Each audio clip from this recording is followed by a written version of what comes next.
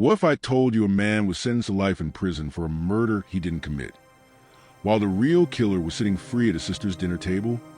This is the story of Devonte Hart, a young black man convicted not by evidence, but by assumption.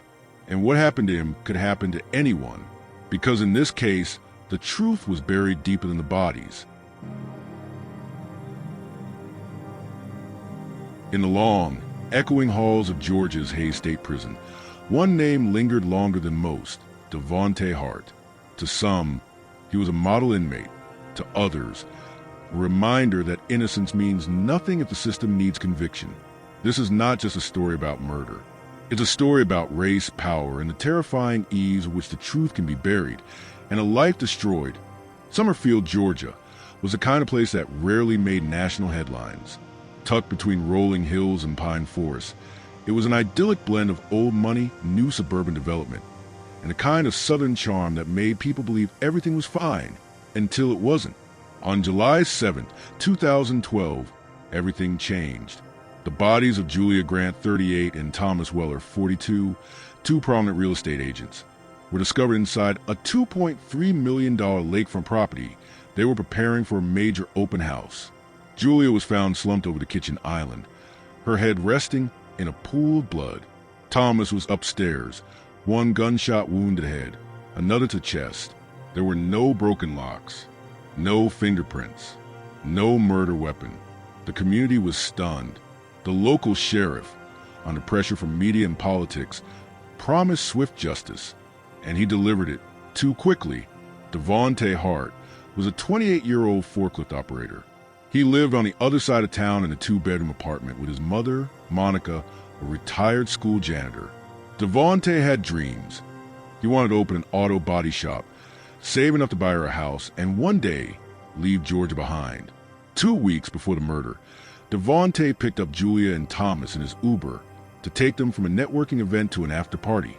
He remembered them laughing. Julia even played a Drake song from his AUX cord. That interaction meant nothing, until his car showed up briefly on surveillance footage near the lake house, 2 nights before the murder. He had no reason to be there, said one detective. No reason they could understand, Monica later said bitterly. The police used this flimsy evidence as a launching pad. They brought Devonte in for questioning. What started as casual inquiries turned into an 8-hour grilling session with no lawyer present. Devonte, naive and trusting, believed his innocence would protect him. It didn't. The prosecution's theory was vague. Devonte supposedly returned to rob Julia and Thomas after being insulted during the Uber ride, a ride Julia's friend said was uneventful. The DA clung to one piece of evidence: a jailhouse informant, Darrell Vance, who claimed Devonte confessed. Darrell was a 3-time felon facing federal weapons charges. In exchange for his testimony, he got a reduced sentence and his freedom. Devonte's public defender, Linda Massey, had 42 active cases. She missed multiple pretrial motions. She didn't challenge the jailhouse snitch. She failed to obtain the GPS data from Devonte's phone that could have proven he was nowhere near the lake house during the estimated time of death. Worse still, the forensic evidence was suppressed. A bloody footprint near the back patio was 2 sizes too big to be Devonte's. This wasn't disclosed until years later. The trial lasted only 5 days. The jury, 11 white jurors and 1 black man, deliberated for 3 hours.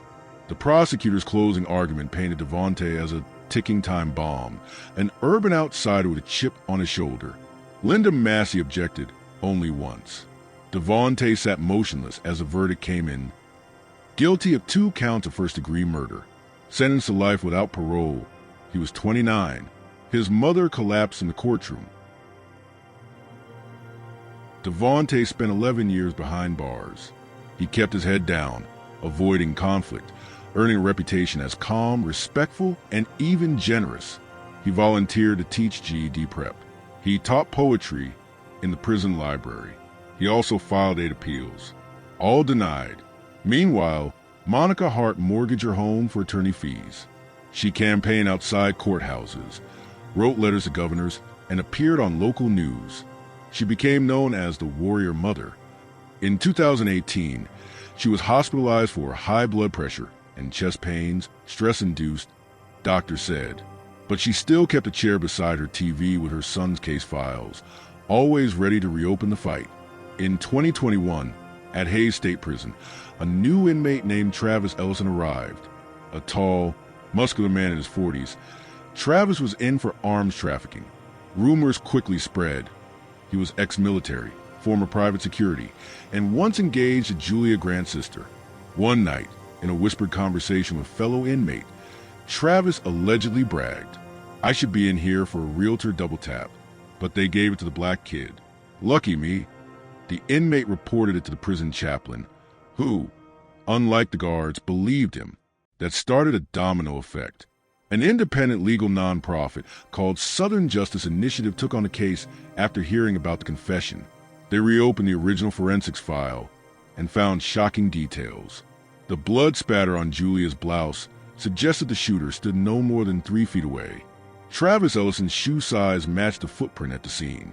A pawn shop receipt used to give Travis an alibi. The security footage showed him arriving an hour later than claimed. They also found a sealed divorce deposition between Travis and his ex-fiancée, Julia's sister. In it, she stated under oath that Travis once threatened Julia during a heated argument.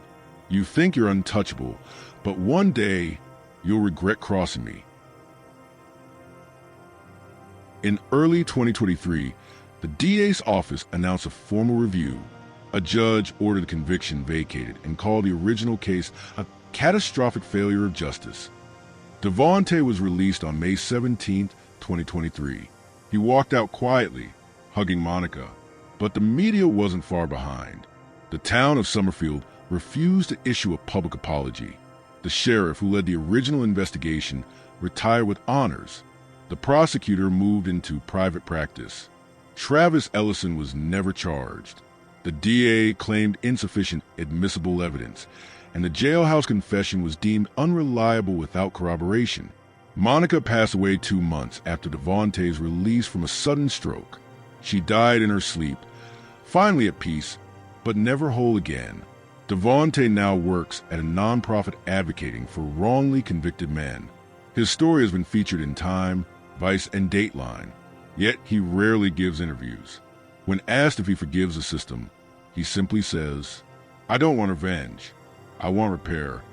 But the system never came to repair anything.